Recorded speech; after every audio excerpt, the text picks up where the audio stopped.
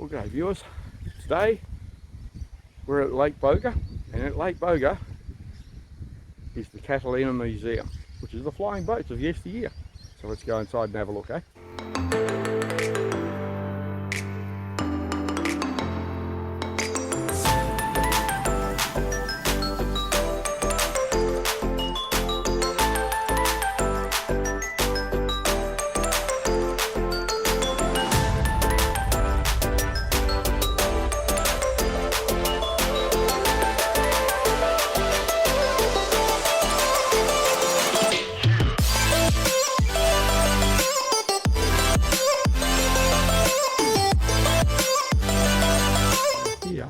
Is a picture there of a there we go, Qantas Empire Airways Brisbane with the Coolangatta. Not a bad little boat, eh? There's a lot of things, probably doesn't come well from a video perspective, but there is a lot here to have a look at and just to read through. And there's a few, I'll get back to some of those aircraft in a minute, but more importantly, here's one of those flying Catalinas in person, and huge is an understatement. You know, like bloody Second World War, you really don't think much in the way of big aircraft till you have a look at it.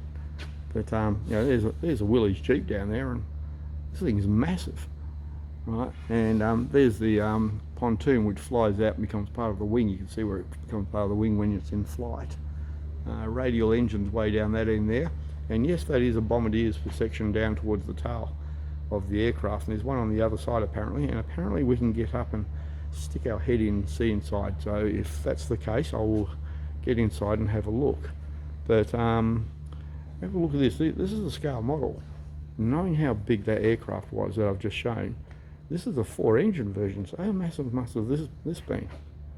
And I assume for the most part there wasn't exactly huge runways around Australia or anywhere for that matter, hence why the concentration was on a boat format so I could fly and land on water. Although you do have the B-17 here, which is an exception, and I think the Flying Fortress was the B-47. I think, I'm not 100% sure, but anyway, there that is there. Now if we get over here, here's a another model of a flying boat aircraft, right? And as I've only just entered here, so I really haven't had a proper look around, but it will be interesting to have a bit of a squiz. And here I think these are the radial engines that actually power the aircraft. And if we get around there to try and get awesome, I can get past this part here, and you can't see because they've got the bloody fan there in the front, which would be for cooling of the pistons, as pistons radially, doesn't matter. And there does be a cockpit, which is let's just have a squiz around. We can get up there and we can see the flying instrumentation and controls of the aircraft. Yeah, good luck flying that thing. I think they are very brave men and women to be on these bloody flying in these things back in the day. And here we're back at the tail of this flying boat, being a Catalina, and it's the centerpiece of the museum, which is pretty much what you would expect. But if I continue walking around here, there is a little stool here, so I can industrial. So let's climb up and stand up here. You're not allowed to enter the aircraft, but you can actually go up and stick your head in. And this is pretty close to entering, and you see all the bases right down that far end. I'll see if I can zoom in. That far end down there, there's a chair or something. Someone's having a look at it from the other end actually, and that'd be roughly where the pilot sits, down that end somewhere. We can zoom back out, and you see those plastic glass looking parts. that's where the gunners would sit. So they would climb in through this section, and I've already had the spiel from the lady giving me the tour, and they would climb into there and sit in their respective seats. And I'll see if I get around to see anything. And I don't know what weapon you can see. I can see it looks like the stock of a rifle. And but anyway, that's how they would defend the aircraft when they're going along. And it's inside. It's a very rudimentary aircraft. Sorry about this. Looking at the floor. But yep, and there's the gun barrel sticking out there, sort of thing. But on the other wing, I don't know whether it showed in there, there's a couple of bombs they go on there, and I'll try and get a bit of footage of that in a bit more. And but anyway, I'll put a pause for the moment. Now here's something I wasn't expecting to see. Flathead forward motor, and you can see the mighty Stromberg, I assume it to be a Stromberg carburetor. It looks so tiny on that V8. The side valve V8, you normally used to see them in cars, but this one here is, as the sign says, 1942 Ford V8 Mariner motor, side valve, gave 100 horsepower, 237 cubic inch. Now 237 cubic inches is probably a guess. Let's see, 308 is 5 litre, 253 was 4.2 litres. It's probably about a 4 litre, give or take, or something. But anyway, I'll zoom in a little bit. You can freeze that and have a little read of that. And as we go over a little bit further over here, looks like an old C-130 Hercules. Ha, geez, I've got that right. Talk about fluke. There we are, C-130. You can have a read of that, freeze the frame, have a bit of a look there of the RAAF, and more recent times. And yeah, it's just a very interesting, predominantly period from the Second World War, right, sort of thing. So an interesting find. It was something I was not expecting to find as I'm just floating around through the Murray region and Hay River Plains. And there's an old Harley, and there's a front fuselage of an aircraft, which is the probably, I don't know what boat it is. Anyway, there's that there, and after I finish, I'm going to tap onto these screens and actually have a bit of a look-see and see what it has to say about all this. And but yeah, Lake Boga Museum is a nice little find. Look at this back of the pickup truck, flatbed. There we go. There's some models of various aircraft and so forth. And obviously the interior, yeah, nothing but the latest high tech. Yeah, no computers running those trucks. A bunch of blokes on the back there transporting or whatever. And it's a Chevrolet 2.5 ton truck. Again, I'll zoom in a little bit so you can have a look. You can freeze that and read that if you would like. And coming along, and just above there you've got some models strung up at various points along the line there. And here's another picture of the radial engine. This one's a bit better picture demonstration of the other one. You can actually see the individual cylinders around the place, and they would all fire at different rates, spinning the central shaft painted in red, and the propeller would go off that. Air cooled, very simple design. And anyway, there's the specifications, and I'll zoom in again. You can have a freeze that there and have a bit of a look at it and read through the specifications, or I should go that way first, and read through them at your leisure. And here does be the old meat wagon sort of thing. Nothing but the latest technology of medical equipment inside the meat wagon for the day. And this was a 1945 Ford Blitz 4x4 ambulance, as you can see by the writing. And finally over, and oh, look at this, we have a Rolls-Royce Merlin engine, I believe. I'm not sure. I should read the display. There's a card over here, so let's look there before we look at the engine. And Rolls-Royce Merlin, yes, V12, 1100 horsepower. These were powered in the Spitfires, amongst other aircraft of the Second World War, which also fought in the Battle of Britain, as well as us having them in the RAAF, Royal Australian Air Force, in service there, I believe. Don't quote me on some of these figures, I'm sort of rattling on, I'm making a lot of assumptions.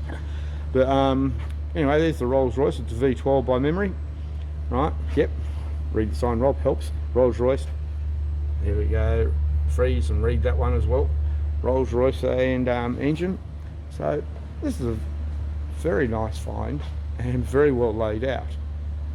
But here we go. They've got some people there to give you a bit of an idea on the size of, or they're dummies actually, but give you a scale of this thing. It's bloody, I can't believe how big this bloody flying boat was. It's, you know, I've seen plenty of footage on the television, as you do, you know, in the old World War movies and so forth. But I'll go through and have a little look here.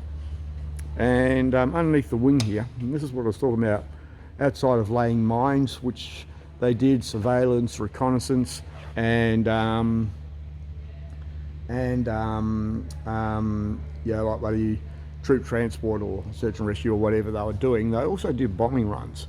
And if you have a look there, there's two bombs there. And if you look carefully, you'll see all those little square slots in there. That's where you would actually put each bomb, so they could carry a fair bit of armaments for what they were doing at the time. Here's an interesting display. This is that I'm about to illuminate on the screen here, the nighttime bombing attack run on Rabaul by the RAAF during the Second World War with the Catalina aircraft. And that's how it flew there. This is the mine Surabaya harbour at 100 fleet, so I assume it was the mine laying, right? And this is the Hong Kong mine Hong Kong harbour at 100 feet. So mining Hong Kong harbour at 100 feet. Not a bad little effort, eh? And this here is the US Navy enemy shipping strike, and they're all using the Catalinas from what I can work out. And so it's not a bad little effort. See if I can get a few of them illuminated at once. Right, sort of thing. So yeah, that's not a bad effort, especially when you're getting up to Hong Kong from bloody Australia. Well, here I am just about to go into the communications bunker, and on here you see three flags flying, the American, Australian, and the third one is the Dutch flag, as we had all of those personnel from all of those nations here at this military facility flying the famous Catalina Flying boats. So anyway, let's walk down to the bunker and have a look. Initial view looks pretty cool. Nice concrete going in, sort of like very secret squirrel, and it's pretty cool. So we'll walk down through, continuing. Push to open. So now we're open. Here we are in an underground bunker. Very, very cool. Look at this. It's a proper concrete dome and everything. So, and a bit of military equipment laying on the floor there. And this is all the radio and communication equipment that they would have used back in the day, which still looks overly complex, but extremely primitive by today's standard. A few maps here on the central area, showing, I suppose, the areas of operation that we were working within, and obligatory clock up there, more communication. I don't know what this is, or it says receiver, and it's got CB6A written there, so obviously it's a radio receiver of some sort, and the old long lost typewriter. See if I can zoom in a little bit better. Typewriter there as well. And anyway, we'll go back out to what it was. And here's the old obligatory map of the world. And all these, just a little bit of stuff here sitting on here. And these would have been the slide out drawers where you would hide stuff, you know, for example, a map, or Port Phillip. That's Melbourne up above.